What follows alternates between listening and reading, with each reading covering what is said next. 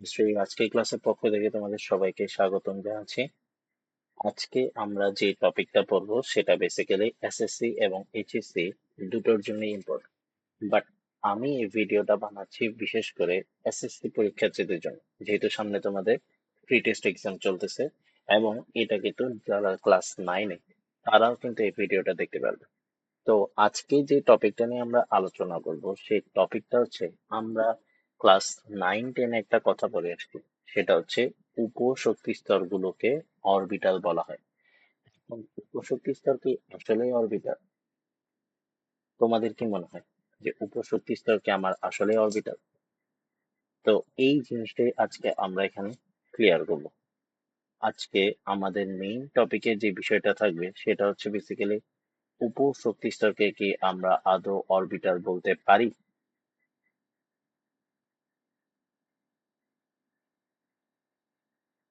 উপশক্তি স্তরকে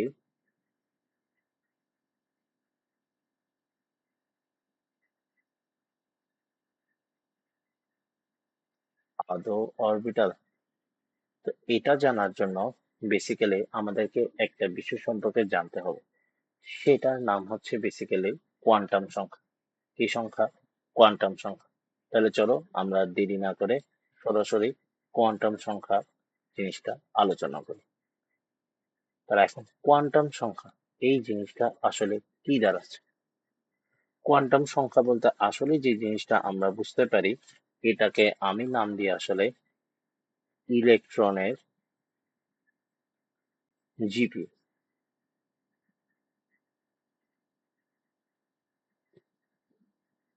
ইলেকট্রনের জিপিএস। এখন জিপিএস সিস্টেমটা তো আমরা জানি। কি করি আমরা জিপিএস সিস্টেমের সাহায্যে? বলতো। জিপিএস সিস্টেমের সাহায্যে আমরা কোন একটা মানুষকে লোকেশন ট্র্যাক করতে পারি। ঠিক সেম ভাবে এই কোয়ান্টাম সংখ্যার সাহায্যে আমরা যে কাজটা করি, আমরা আসলে ইলেকট্রনের যে লোকেশন, সেই লোকেশনটা ট্রেস করতে পারি। ইলেকট্রনের যে লোকেশন সেটা ট্রেস করতে পারি। যারা তোমরা যখন এইচএসসি তে উঠবা তখন দেখবে একটা ইকুয়েশন আছে যেটাকে আমরা বলি স্ক্রোডিঞ্জার ইকুয়েশন। সেই স্ক্রোডিঞ্জার ইকুয়েশন থেকে বেসিক্যালি এই কোয়ান্টাম সংখ্যার বিষয়টা আলোকপাত করা হয়। বাট আপাতত এত কিছু জানার দরকার নেই। জাস্ট এটাই মনে রাখো যে কোয়ান্টাম সংখ্যা হচ্ছে আসলে ইলেকট্রন খোঁজার জন্য বা ইলেকট্রনের অবস্থান জানার জন্য মাধ্যম। এখন এই কোয়ান্টাম সংখ্যা হচ্ছে বেসিক্যালি আমার 4 প্রকার। কয় প্রকার? 4 প্রকার।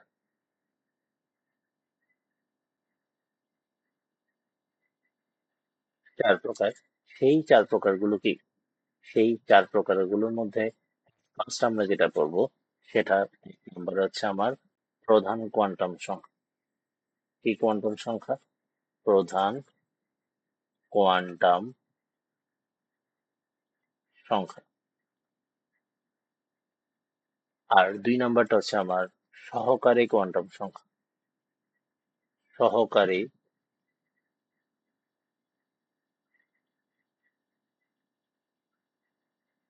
কোয়ান্টাম সংখ্যা। 3 নাম্বারটা হচ্ছে আমার চুম্বকীয় কোয়ান্টাম সংখ্যা। চুম্বকীয় কোয়ান্টাম সংখ্যা। ফাইনালি যেটা আছে 4 নাম্বার, সেটা হচ্ছে আমার ঘূর্ণন কোয়ান্টাম সংখ্যা। ঘূর্ণন কোয়ান্টাম সংখ্যা। তাহলে আমরা কয়টা কোয়ান্টাম সংখ্যা নিয়ে আলোচনা করব? 4টা কোয়ান্টাম সংখ্যা নিয়ে আলোচনা করব। যেটা আছে সেটা হচ্ছে বেসিক্যালি, প্রথমে যেটা আছে সেটা হচ্ছে বেসিক্যালি আমার প্রধান কোয়ান্টাম সংখ্যা। তারপর দেখা যাচ্ছে, সরি, প্রধান কোয়ান্টাম সংখ্যা, তারপর হচ্ছে সহকারী কোয়ান্টাম সংখ্যা, তারপর চুম্বকীয় কোয়ান্টাম সংখ্যা, এন্ড ফাইনালি যেটা পাচ্ছি আমরা সেটা হচ্ছে বেসিক্যালি কি, সেটা হচ্ছে আমার ম্যাগনেটিক কোয়ান্টাম সংখ্যা বা ঘূর্ণন কোয়ান্টাম সংখ্যা। তাহলে চলো দেরি না করে আমরা শুরু করে দিচ্ছি আমাদের প্রধান কোয়ান্টাম সংখ্যা। তাহলে এই যে আমরা প্রধান কোয়ান্টাম সংখ্যা নিয়ে আলোচনা করব, প্রধান কোয়ান্টাম সংখ্যা জিনিসটা দ্বারা আসলে কি ইন্ডিকেট করা হয়?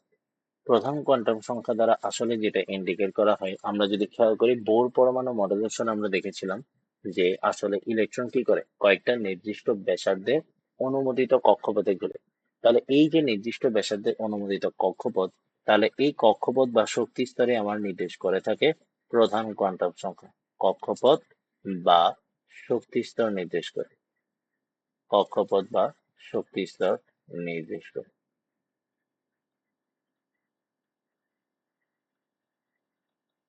এবং আমরা যদি খেয়াল করি যে এই যে প্রধান কোয়ান্টাম সংখ্যা যেটা নিয়ে আমরা আলোচনা করছি, সেখানে আমরা বলেছিলাম যে বোর পরমাণু মডেল অনুসারে এই শক্তি স্তরটা কেমন হয়। এই শক্তি স্তরটা হয় আমার বৃত্তাকার। কি বলেছি? বৃত্তাকার। বৃত্তাকার অর্থাৎ এই যে এই পার্টটা, অর্থাৎ এটা টু ডাইমেনশনাল না? তাহলে টু ডাইমেনশনাল যদি হয়ে থাকে তাহলে অবশ্যই এটা কি নির্দেশ করছে? এটা অবশ্যই আমার আকার নির্দেশ করছে। কি নির্দেশ করছে?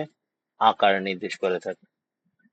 আকার নির্দেশ করে। এখন কিসের আকার নির্দেশ করে? সেটা হচ্ছে আমার অরবিটালের আকার নির্দেশ করে। কিসের আকার নির্দেশ করে? অরবিটালের আকার নির্দেশ করে থাকে। এবং এটাকে আগেই বলেছি যে এটাকে আমাদের প্রধান কোয়ান্টাম সংখ্যা দ্বারা প্রকাশ করা হয়, অর্থাৎ এন দ্বারা প্রকাশ করা হয়ে থাকে। এটাকে এন দ্বারা প্রকাশ করা হয়।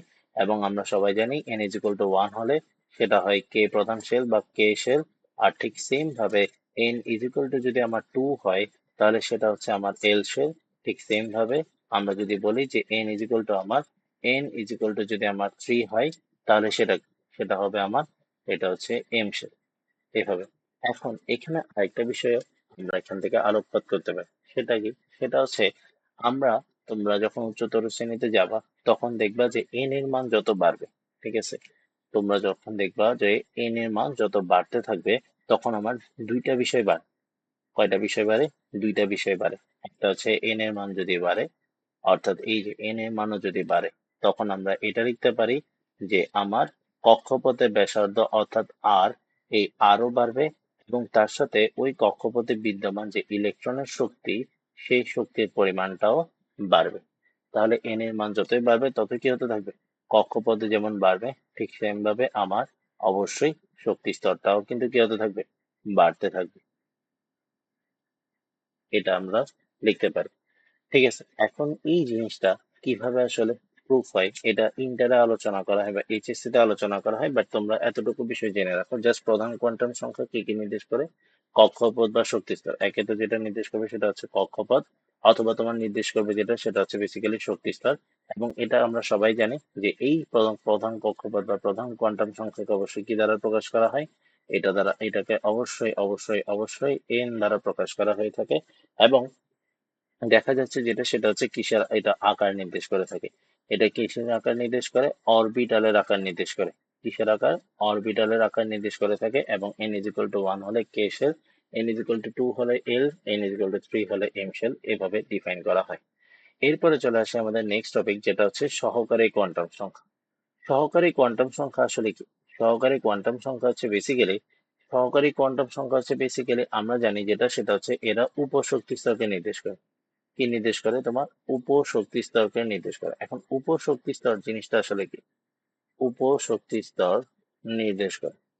এই উপশক্তি স্তর জিনিসটা হচ্ছে আমার বেসিক্যালি, ধরো এটা যদি তোমার একটা শক্তি স্তর হয়ে থাকে, এটা যদি তোমার একটা শক্তি স্তর হয়ে থাকে, দেখা যায় এই শক্তি স্তরটাও আবার বেশ কিছু উপশক্তি স্তরে বিভক্ত। সাপোজ এখানে এতটুকু, এখানে এতটুকু, এখানে এতটুকু, এখানে এতটুকু, মানে এই সকল উপশক্তি স্তরের সমন্বয়ে কিন্তু টোটাল এই কক্ষপথটা তৈরি হয়েছে। সেই উপশক্তি স্তর বা সহকারী কোয়ান্টাম সংখ্যায় বা উপশক্তি স্তরকে প্রকাশ করে থাকে আসলে সহকারী কোয়ান্টাম সংখ্যা। এবং এটার আরো দুটো, এটা আরো তিনটা নাম আছে। আরো তিনটা নাম আছে, তার মধ্যে একটাকে বলা হয়ে থাকে বেসিক্যালি আজিমুথাল, এটাকে আমরা বলে থাকি অ্যাজিমুথাল। অথবা আরেকটা নাম আছে যেটা সেটা হচ্ছে সমারফিল্ড, সমারফিল্ড। And আরেকটা যেটা আছে সেটা হচ্ছে আমার অ্যাঙ্গুলার মোমেন্টাম বা কৌণিক ভরবেগ, কোয়ান্টাম নাম্বার, অ্যাঙ্গুলার মোমেন্টাম। এটা হচ্ছে আমার অ্যাঙ্গুলার মোমেন্টাম কোয়ান্টাম নাম্বার। তারপরে দেখা যাচ্ছে যেটা সেটা হচ্ছে বেসিক্যালি এটাকে কি দ্বারা প্রকাশ করা হয়? এল দ্বারা প্রকাশ করা হয়। এখন এল এর মান কি? এখন আমরা যদি বের করতে চাই যে এল এর মান কি, এল এর মান হচ্ছে জিরো থেকে এন মাইনাস ওয়ান পর্যন্ত, জিরো থেকে এন মাইনাস ওয়ান পর্যন্ত। এখন জিরো থেকে যদি এন মাইনাস ওয়ান পর্যন্ত হয়ে থাকে তাহলে এল এর মান আমরা যদি খেয়াল করি, যখন এন ইজ ইকুয়াল টু 1 হবে, যখন আমার এন ইজ ইকুয়াল টু 1 হবে, তো মুছি,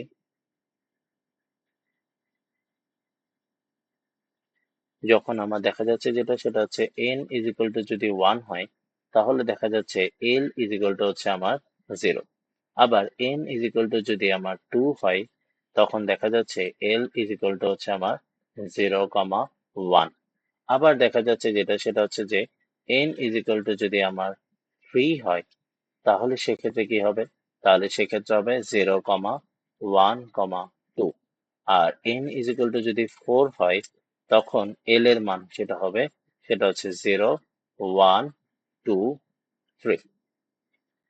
0, 1, 2 and 3। এখন দেখা যাচ্ছে এই যে এখান থেকে আমরা যেটা লিখতেছি, সেটা হচ্ছে বেসিক্যালি আমরা যদি এটা লিখতে পারি যে এল এর মান যদি 0 হয়, এল ইজ ইকুয়াল টু যদি 0 হয়, তখন সেটা হয় S উপশক্তি স্তর। কি বলি? S উপশক্তি স্তর, এবং S মানে হচ্ছে আমার সার। S মানে হচ্ছে আমার সার। ঠিক সেম ভাবে L ইজ ইকুয়াল টু যদি 1 হয়, তখন সেটা হচ্ছে আমার P উপশক্তি স্তর, যেটাকে আমরা বলে থাকি আসলে প্রিন্সিপাল, যেটাকে আমরা বলে থাকি প্রিন্সিপাল। ঠিক সেম ভাবে, ঠিক সেম ভাবে এই যে এখানে যেটা পাচ্ছি সেটা হচ্ছে বেসিক্যালি কি, সেটা হচ্ছে L ইজ ইকুয়াল টু যদি আমার 2 হয়ে থাকে, তাহলে সেটা হচ্ছে আমার D। দ্যাট মিনস এটা হচ্ছে আমার diffuse. And L is equal two যদি 3 হয়, তাহলে সেটা হচ্ছে F, and F stands for fundamental।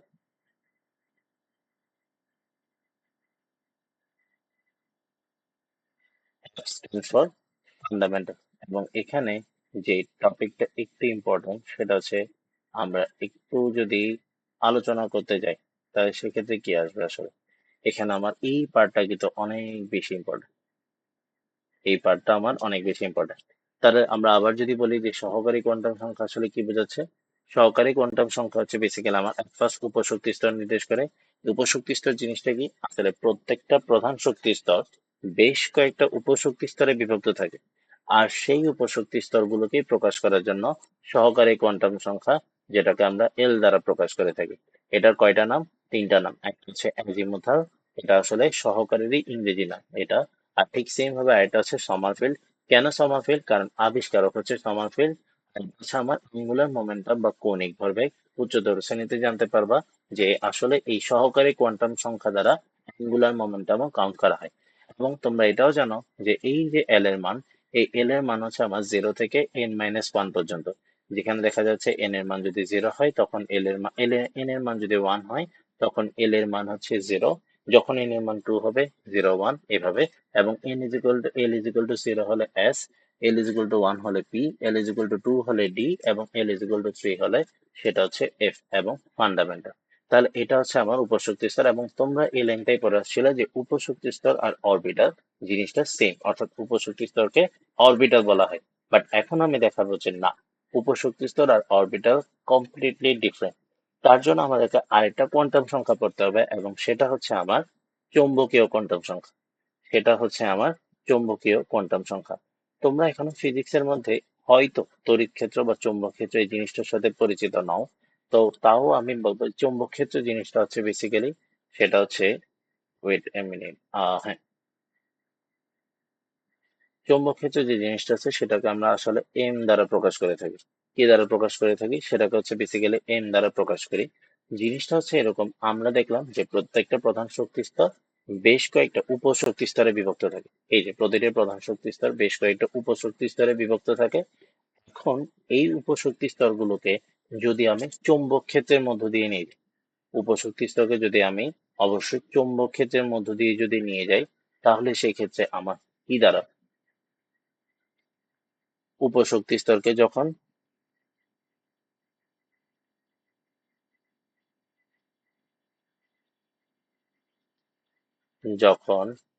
চৌম্বক ক্ষেত্রের মধ্য দিয়ে নিয়ে যাওয়া হয়, চৌম্বক না, আসলে বেসিক্যালি জিনিসটা হবে চুম্বক। চৌম্বক আর চুম্বক জিনিসটা কিন্তু দুইটা আলাদা। চুম্বক হচ্ছে নিজে একটা ম্যাগনেটিক বা ম্যাগনেট, আর ম্যাগনেটিক বস্তু মানে হচ্ছে বেসিক্যালি যেটা ম্যাগনেটের দ্বারা আকৃষ্ট হয়, যেটা কি হয়, ম্যাগনেট দ্বারা আকৃষ্ট হয়। তাহলে উপশক্তি স্তরকে যখন চুম্বক ক্ষেত্রের মধ্য দিয়ে নিয়ে যাওয়া হয়, চুম্বক ক্ষেত্রের মধ্য দিয়ে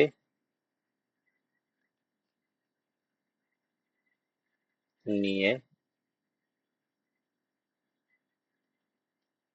যাওয়া হয়,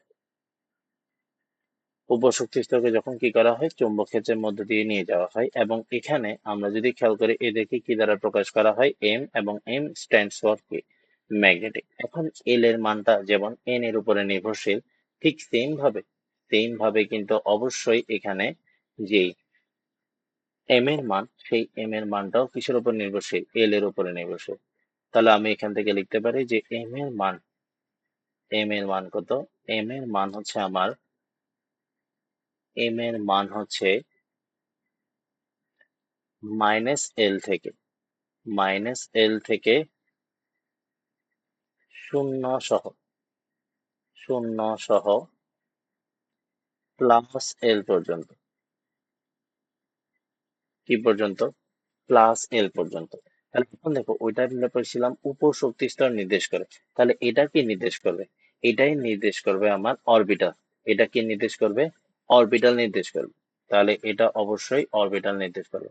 এখন অরবিটাল জিনিসটা আসলে কি, এখন তোমরা জানো যে ইলেকট্রন আসলে কক্ষপথে থাকে। তোমরা কি জানো, ইলেকট্রন হচ্ছে কক্ষপথে থাকে, কিন্তু ইলেকট্রন বেসিক্যালি কক্ষপথে থাকে না। ইলেকট্রনকে যদি আমরা আরো এক্সপ্যান্ড করি, তখন দেখা যায় ইলেকট্রন আসলে অরবিটালে থাকে। এবং অরবিটালে থাকেও বললে জিনিসটা ভুল দেখায়, আসলে এটা ইলেকট্রন যে জায়গায় সর্বোচ্চ পরিমাণে থাকে বা সর্বোচ্চ থাকার সম্ভাবনা থাকে, সেটাকে আমরা বলে থাকি অরবিটাল। কি বলি, তো আমরা জিনিসটা একটু আলোচনা করি। সেটা হচ্ছে, সাপোজ ধরো এটা হচ্ছে তোমার একটা কক্ষপথ, এই কক্ষপথের মধ্যে তোমার একটা ইলেকট্রন থাকবে। অবশ্যই ইলেকট্রনটা তোমার ঘুরবে, এবং সে অবশ্যই একটা ওয়েভ আকারে ক্রিয়েট করে করে ঘুরবে। সেটা হচ্ছে ধরো এটা হচ্ছে ইলেকট্রনের এই কক্ষপথের ওয়েভ। তাহলে একটা ফিক্সড টাইমে ইলেকট্রন হয় তোমার এখানে থাকতে পারে, এখানে থাকতে পারে, অথবা তোমার এখানে থাকতে পারে, অথবা এখানে থাকতে পারে। তাহলে তুমি একটা ফিক্সড টাইমে কখনো ইলেকট্রনের প্রকৃত অবস্থানকে ডিফাইন করতে পারবা না, বা প্রকৃত অবস্থানকে খুঁজতে পারবা না।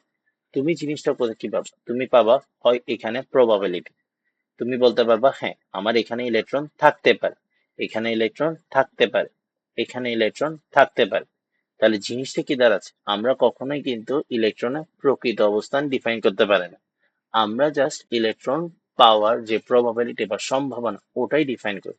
এবং এই প্রবাবিলিটি বা সম্ভাবনা যখন ম্যাক্সিমাম হয়, যেই এলাকাতে ম্যাক্সিমাম হয়, সেই এলাকাটাকে আমরা বলে থাকি অরবিটাল। কি বলি, অরবিটাল। তাহলে অরবিটাল পাওয়া মানে হচ্ছে বেসিক্যালি এমন একটা এরিয়া। তাহলে আমি এখানে লিখে দিই অরবিটাল জিনিসটা কি, অরবিটাল হচ্ছে আমার এমন এক এরিয়া, এমন এক এরিয়া যেখানে ইলেকট্রন পাওয়ার সম্ভাবনা বেশি,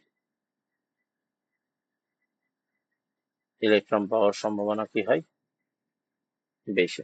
এবং সেই বেশিটা কত, সেই বেশিটা হচ্ছে আমার 90 থেকে 95%, সেই বেশিটা হচ্ছে আমার 90 থেকে 95% পর্যন্ত হয়ে থাকে। ঠিক আছে, তো এখানে আসলে যে জিনিসটা দেখাচ্ছি, দেখো এখানে একদিকে হচ্ছে তোমার চৌম্বকীয় কোয়ান্টাম সংখ্যা, আর একদিকে পড়ছি আমরা সহকারী কোয়ান্টাম সংখ্যা। তাহলে চৌম্বকীয় কোয়ান্টাম সংখ্যাকে যদি আমরা আরেকটু ইন্ডিকেট করতে যাই, তাহলে কি পাবো, আমরা এখান থেকে যেটা পাবো সেটা হচ্ছে বেসিক্যালি এই যে চৌম্বকীয় কোয়ান্টাম সংখ্যা, হ্যাঁ চৌম্বকীয় কোয়ান্টাম সংখ্যা, এবং এখান থেকে যেই জিনিসটা পাবো সেটা হচ্ছে ফার্স্ট এটাকে আমরা কি দ্বারা প্রকাশ করব, আমরা এটাকে প্রকাশ করব যেটা, সেটা হচ্ছে বেসিক্যালি এম দিয়ে। এবং এই এম দ্বারা আসলে কি বোঝানো হয়, এই এম দ্বারা যেটা বোঝানো হয় সেটা হচ্ছে বেসিক্যালি আমার উপশক্তি স্তরকে বোঝানো হয়। কি বোঝানো হয়, এখান থেকে আমার অবশ্যই উপশক্তি স্তরকে বোঝানো হয়ে থাকে। এবং এখানে একটা কথা রেখেছে, সেটা কিসের মধ্য দিয়ে, চুম্বক ক্ষেত্রের মধ্য দিয়ে যদি বোঝানো হয়, সে উপশক্তি স্তর নয়, এবং এটাকে নির্দেশ করা হয় বেসিক্যালি অরবিটালকে নির্দেশ করে থাকে। এবং অরবিটাল কি, অরবিটাল আছে এমন একটা এরিয়া, যে এরিয়াতে ইলেকট্রন পাওয়ার সম্ভাবনাটা একটু বেশি, এবং সেই বেশি পরিমাণটা কত, 90 থেকে 95%। এবং মাঝখানে আমরা পড়ছি এটাকে এম দ্বারা ডিফাইন করা হয়, যেখানে এম এর মানটা হচ্ছে আমার -L থেকে 0 সহ +L পর্যন্ত। আশা করি এই জিনিসটা বুঝতে পারছো। তাহলে তোমরাই বলো, এখন উপশক্তি স্তর আর অরবিটাল কি সেম? আনসার হচ্ছে না, উপশক্তি স্তরকে অরবিটাল বলা যায় না।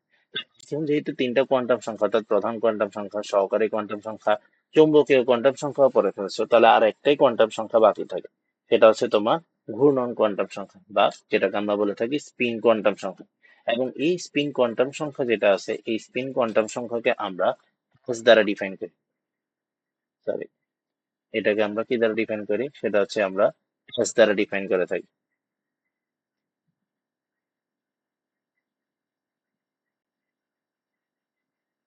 তো এখানে স্পেস ঘূর্ণন কোয়ান্টাম সংখ্যাকে কি দ্বারা ডিফাইন করা হয়, s দ্বারা ডিফাইন করা হয়। এবং আমরা যদি একটু জিনিসটা রিয়েলাইজ করতে যাই, আমরা জানি পৃথিবীর দুটা গতি থাকে, হচ্ছে আপেক্ষিক গতি, এটা হচ্ছে বার্ষিক গতি। আপেক্ষিক গতি জিনিসটা কি, সেটা হচ্ছে নিজ অক্ষের উপর ইলেকট্রনের ঘূর্ণন। আর বার্ষিক গতি কি, সেটা হচ্ছে সূর্যের চারদিকে পৃথিবীর ঘূর্ণন।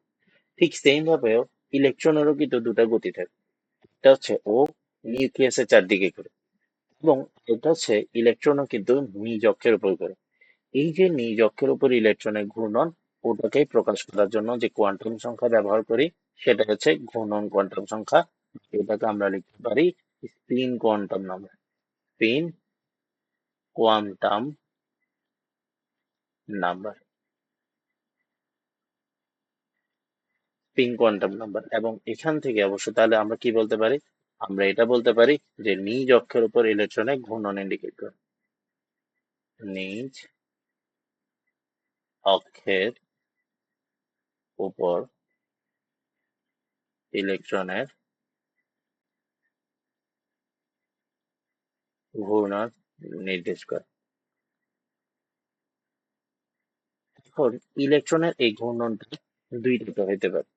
ইলেকট্রনের এই ঘূর্ণনটা হইতে পারে দুই টাইপের হইতে পারে। হয় তোমার অ্যান্টি ক্লকওয়াইজ, একটি হবে অ্যান্টি ক্লকওয়াইজ, একটি হবে তোমার ক্লকওয়াইজ। হবে এখন মনে করতে হবে যেটা, সেটা হচ্ছে প্রত্যেকটা অরবিটালে আমার দুটো করে ইলেকট্রন থাকে। অরবিটালে কত করে ইলেকট্রন থাকে, দুইটা অরবিটাল। প্রতি অরবিটালে কয়টি ইলেকট্রন থাকে, দুইটি করে ইলেকট্রন থাকে।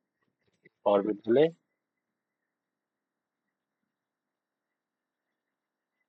দুটি করে ইলেকট্রন থাকে। দুটি করে ইলেকট্রনের মধ্যে অবশ্যই একটা থাকবে যেদিকে, সেটা হচ্ছে কি অ্যান্টি ক্লকওয়াইজ, আর এটা ঘুরবে যেটা clockwise। এখন তোমাদের মনে একটা প্রশ্ন আসতে পারে যে এটা যদি অ্যান্টি ক্লকওয়াইজ করে, এটা যদি ক্লকওয়াইজ করে, তাহলে তো দেখা যাবে একটা ফিক্স টাইমের মধ্যে ওদের সংঘর্ষ হয়। খেয়াল করে দেখো আমি কি বলতেছি, খেয়াল করে দেখো আমি এখানে বলতেছি কিন্তু এটা কিসের উপর ঘূর্ণন, এটা হচ্ছে আমার নিজ অক্ষের উপর ঘূর্ণন। এই যে এটা কিসের উপর, নিজ অক্ষের উপর ঘূর্ণন। তাহলে নিজ অক্ষের উপর যদি ঘূর্ণন হয়, তাহলে সেক্ষেত্রে তারা কি কখনো সংঘর্ষে লিপ্ত হবে? সংঘর্ষে লিপ্ত হবে না। ঘূর্ণন কয় প্রকার বলছি, অ্যান্টি ক্লকওয়াইজ, কি সেটা হচ্ছে ক্লকওয়াইজ। এখন এই ক্লকওয়াইজ বা অ্যান্টি ক্লকওয়াইজ এর জন্য এদের অ্যাসের দুইটা মান আছে।